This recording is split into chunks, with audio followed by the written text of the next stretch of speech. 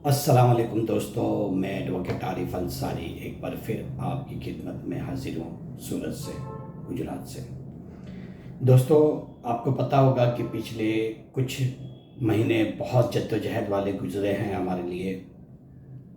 कानून बनाए गए भारत सरकार के द्वारा वक्फ के ऊपर, उसी के बीच गुजरात सरकार यूसीसी के लिए भी कुछ प्रपोज़ल लेके आ गई और हमारी संस्थाओं ने all India Muslim personal law board, Jamiat Ulama Hind और जितने भी हमारे इंटेलेक्चुअल थे जो कौम के हमदर्द थे और कुछ वकील लोगों की टीमों ने मिलकर इसको चैलेंज किया, इस एक्ट को सुप्रीम कोर्ट के अंदर। सुप्रीम कोर्ट के अंदर चीफ जस्टिस खन्ना साहब की अगुवाई के अंदर इसकी सुनवाई शुरू हुई। उनके रिटायरमेंट के बाद चीफ जस्टिस गवई साहब की अगुवाई के अंदर फिर इसको पूरी तरह से सुना गया, जहाँ पे कपिल सिब्बल साहब सीनियर वकील और डॉक्टर धवन साहब, अभिषेक मनु सिंघवी साहब, जस्टिस माफ़ करना सीनियर एडवोकेट अहमदी साहब, काफ़ी लोगों ने अपनी बेहतरीन दलीलें दी। सुप्रीम कोर्ट ने पूरे मामले को सुना और काफ़ी चीज़ों को उसके अंदर सुनने के बाद सुप्रीम कोर्ट ने अपना फ़ैसला भी रिज़र्व कर लिया है। यानी कि अभी तक सुप्रीम कोर्ट ने इस फैसले को डिक्लेयर नहीं किया है, यानी कि प्रोनाउंस नहीं किया है। And we are still waiting for the supreme court's judgement कि whether it is a constitutional or unconstitutional, क्या ये अल्ट्रा वायरस तो नहीं है। और हम उम्मीद करते हैं कि इंशाल्लाह सुप्रीम कोर्ट हमारे हक़ में फ़ैसला करेगा। इसी बीच 6 जुलाई के दिन भारत सरकार ने एक नोटिफिकेशन और रूल्स बना के उम्मीद पोर्टल को रजिस्ट्रेशन के लिए चालू कर दिया। अब उन्होंने उसको, इस सरकार की एक चीज़ बड़ी अच्छी लगती है मुझे इस सरकार की, कि ये सरकार काम कुछ नहीं करती लेकिन उसके लिए नाम बड़े अच्छे अच्छे देती है। जैसे कि बेटी बचाओ बेटी पढ़ाओ, न बेटी को बचा पाते ये लोग न उसको पढ़ा पाते।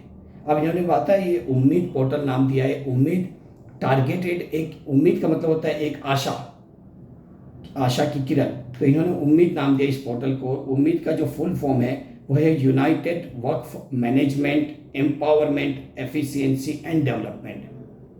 कितना डेवलप कर दिया इन्होंने, भारत सरकार ने मुसलमानों का इतना डेवलप कर दिया कि अब कोई डेवलपमेंट की गुंजाइश बची ही नहीं है।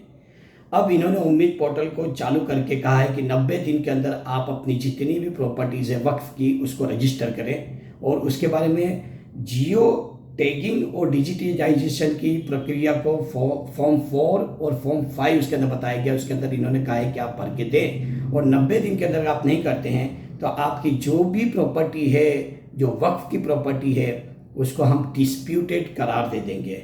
और डिस्प्यूटेड वाली सेक्शन जिसके बारे में तवील दलील हुई है सुप्रीम कोर्ट के अंदर, और उसका जो राइट जो है उसका पूरा पावर जो है कलेक्टर को दे दिया गया है कि he is going to decide whether it is a government property or it's a Waqf property not. जाहिर सी बात है कलेक्टर तो इन्हीं का बंदा है, तो उसके बारे में तो यही फैसला देगा कि नहीं भाई ये तो सरकार की प्रॉपर्टी है।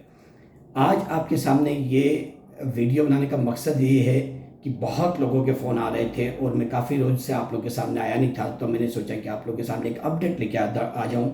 All India Muslim personal law board ने भी इसको डिक्लेयर कर दिया है कि हम we are going to refrain our self in registering this properties on this portal. हम इसको रजिस्टर नहीं कर रहे हैं अभी आप रुकिए, क्योंकि ये मामला सुप्रीम कोर्ट के सामने विचाराधीन है, सुप्रीम कोर्ट के सामने अंडर कंसिडरेशन है और किसी भी वक्त इसके ऊपर फैसला आ सकता है। इसे हम कंटेम्प्ट ऑफ कोर्ट सरकार के द्वारा मानते हैं। अगर कोई मामला कोर्ट के सामने विचाराधीन है तो उसके ऊपर कोई भी एक्शन, कोई भी काम भारत सरकार या कोई भी सरकार या कोई भी पार्टी उसके ऊपर नहीं कर सकती है। ये it amounts to contempt of court. और इसको भी all India Muslim personal law board supreme court में चैलेंज करने वाली है। तो ये कन्फ्यूज़न की जो स्थिति लोगों में बनी हुई है, मुतवली में, ट्रस्टी में, लोगों के अंदर, मुसलमानों के अंदर खुसूसन, कि हम क्या करें, क्या प्रॉपर्टी को अपनी रजिस्टर कराएं या नहीं कराएं। तो दोस्तों मुझे आप लोगों से कहना है कि मेहरबानी करके अभी थोड़ा वक्त रुकिए, जब तक सुप्रीम कोर्ट का फैसला नहीं आ जाता है तब तक कोई रजिस्ट्रेशन करने की ज़रूरत नहीं है। We are going to wait till the judgment is pronounced by the supreme court. उसके बाद हमारा जो अगला लीगल कानूनी जो हमारा कोर्स ऑफ एक्शन होगा हम देखेंगे इंशाल्लाह। तब तक आप अपना बहुत ख्याल रखें और लोगों को बताएं कि इससे अपने आप को अभी रिफ्रेन करें, रोकें अपने आप को रजिस्ट्रेशन करने से, और सुप्रीम कोर्ट का फैसला आने के बाद इंशाल्लाह हम इसको आगे बात बढ़ाएंगे। शुक्रिया। अस्सलाम वालेकुम, अल्लाह हाफिज़।